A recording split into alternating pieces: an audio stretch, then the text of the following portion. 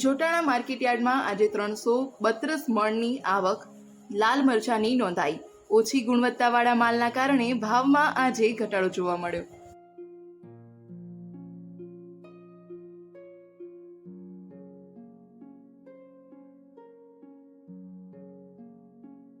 મહેસાણાના જોટાણામાં મરચાંનું પુષ્કળ ઉત્પાદન થાય છે।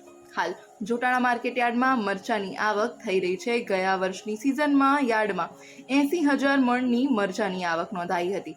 ખેડૂતોને મરચાંના ભાવ આજ રોજ 561 રૂપિયા ઊંચા મળી રહ્યા છે। ઓછી ગુણવત્તાવાળા મરચાંની આવકના કારણે ભાવમાં આજે ₹300નો ઘટાડો જોવા મળ્યો છે।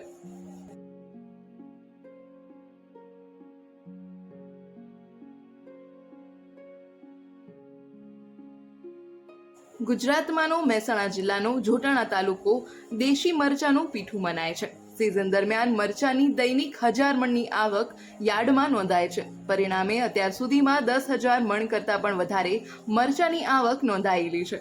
ખેડૂતોને પહેલાથી જ મરચાંના 800 થી લઈને 1400 રૂપિયાના ભાવ મળી રહ્યા હતા અને આજ રોજ મરચાંના ભાવમાં ઘટાડો જોવા મળ્યો છે। આજે ખેડૂતોને મરચાંના ઊંચા ભાવ 561 રૂપિયા મળી રહ્યા છે, જેના ભાવમાં ગઈકાલના ભાવ કરતાં 300 રૂપિયાનો ઘટાડો જોવા મળ્યો છે। આ ઉપરાંત આવકમાં પણ આજ રોજ મોટો ઘટાડો જોવા મળ્યો છે। મરચાંના ખેડૂતોને ગયા મહિને 800 થી લઈને 1100 રૂપિયાના ભાવ મળી રહ્યા હતા। શુદ્ધ અને દેશી મરચું લેવા માટે દૂર દૂરથી લોકો જોટાણામાં આવતા હોય છે। ગ્રાહકોની નજરની સામે જ મરચું તૈયાર થતું હોય જોટાણા વિસ્તારમાં મરચાંનું વેચાણ વધી રહ્યું છે। અસલી અને દેશી મરચું ખરીદવા લોકો લાંબા અંતરમાંથી આવતા હોય છે। મરચું ગ્રાહકોની નજરના સામે જ બનાવાતું હોય છે। સમગ્ર એપીએમસીમાં લાલ રંગના મરચાં ચારે તરફ દેખાય છે। આ ઉપરાંત માર્કેટયાર્ડમાં એરંડા, ઘઉં તેમજ અન્ય જણસીની પણ હરાજી કરવામાં આવે છે। આજ રોજ માર્કેટયાર્ડમાં 17 બોરીની આવક ઘઉંની નોંધાઈ હતી, જેના ખેડૂતોને 534 રૂપિયા પ્રતિ મણના ભાવ મળ્યા હતા।